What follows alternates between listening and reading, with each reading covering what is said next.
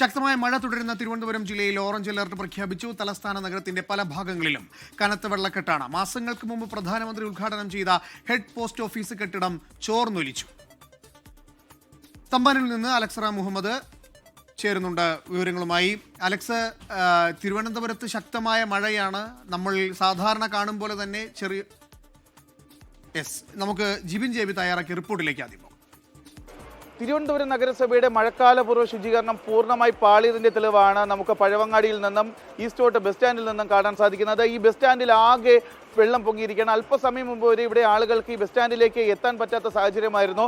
തിരുവനന്തപുരം നഗരത്തിന്റെ പല ഭാഗങ്ങളിലേക്കും പോകുന്ന ബസ്സുകൾ പ്രധാനമായി എത്തുന്നത് ഈസ്റ്റോട്ട് ബസ് സ്റ്റാൻഡിലേക്കാണ്. ഇവിടെ നിന്നാണ് നെടുമങ്ങാട്, കാട്ടാക്കട, പാലോട് ഭാഗങ്ങളിലേക്കൊക്കെ ആളുകൾ ബസ് കയറുകയും ചെയ്യുന്നത്.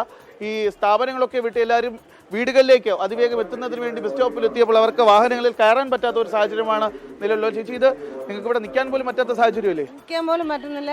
ഈ സർക്കാർ ഇതിനൊരു സംവിധാനം റോഡ് ചെയ്യുമ്പോൾ ഈ വെള്ളം പോകാനൊരു സംവിധാനം ഉണ്ടാണ്.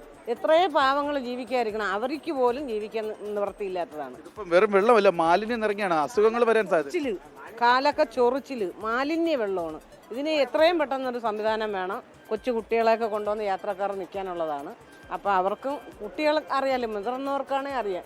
ഈ പൊടി മക്കളെയൊക്കെ ഇവിടെ കൊണ്ടുവന്നാണ് നിർത്തുന്നത്. അതിനൊരു സംവിധാനം സർക്കാരിൻ്റെ ഭാഗത്തുനിന്ന് ജനങ്ങളുടെ ഭാഗത്തുനിന്നും ഉണ്ടാവണം.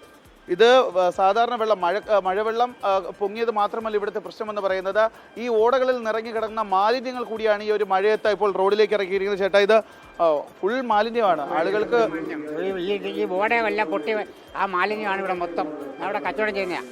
അപ്പോൾ നമ്മളെ കടയിലെ സൈഡിലെല്ലാം ഇവിടെ അവിടെ മാലിന്യ വെള്ളം, ഇത് കാലിനൊക്കെ വീണ അല്ലാത്ത അസുഖങ്ങൾ ആൾക്കാർക്കുണ്ടാവും. അത് ഗവൺമെൻറ് അതിനുള്ള തക്കതായ നടപടി ഇത്രയും ആരും തിരിഞ്ഞു പോലും നോക്കില്ല. 2-3 മണിക്കൂറിൻ്റെ വെള്ളം ഭയങ്കരമായിട്ട് ഇവിടെ പൊങ്ങിക്കിടക്കുക. ഒരു എണ്ണത്തിനും പറ്റുന്നില്ല. ജനങ്ങൾ പോകാനോ എടുക്കാനോ ഒന്നും, മൊത്തം മാലിന്യ വെള്ളമാണ്.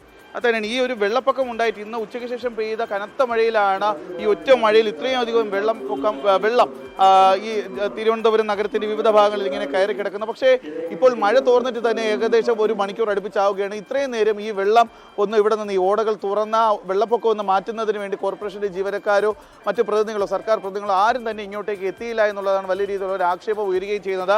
കഴിഞ്ഞ കുറച്ച് മാസങ്ങൾക്ക് പ്രത്യേകിച്ച് ഈ വേനൽക്കാലം തുടങ്ങിയ സമയത്ത് തന്നെ തിരുവനന്തപുരം നഗരസഭാ മേയർ വി രാജേഷ് വാർത്താ സമ്മേളനങ്ങൾ വിളിച്ചു കൂട്ടുകയും മഴക്കാലപൂർവ്വ ശുചീകരണങ്ങൾ ആരംഭിക്കുകയും ചെയ്തിട്ടുണ്ടെന്ന് പറയും. പക്ഷേ അത് നമ്മൾ അന്ന് കണ്ടതാണ്.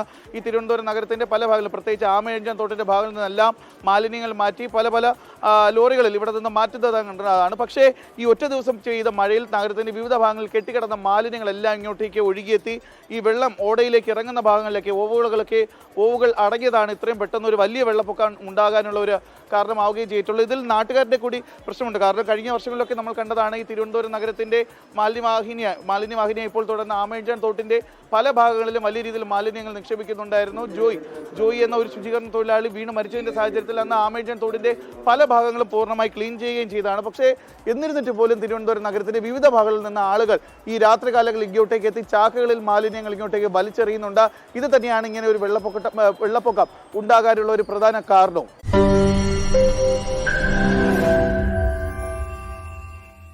ലോകത്തെവിടെയായാലും ഏത് സമയത്തും 24 വാർത്തകളും ഓഗ്മെന്റഡ് റിയാലിറ്റി പാക്കേജുകളും എക്സ്പ്ലെയിനറുകളും വിശദമായി കാണാൻ ഞങ്ങളുടെ യൂട്യൂബ് ചാനൽ നിങ്ങൾക്ക് സബ്സ്ക്രൈബ് ചെയ്യാം.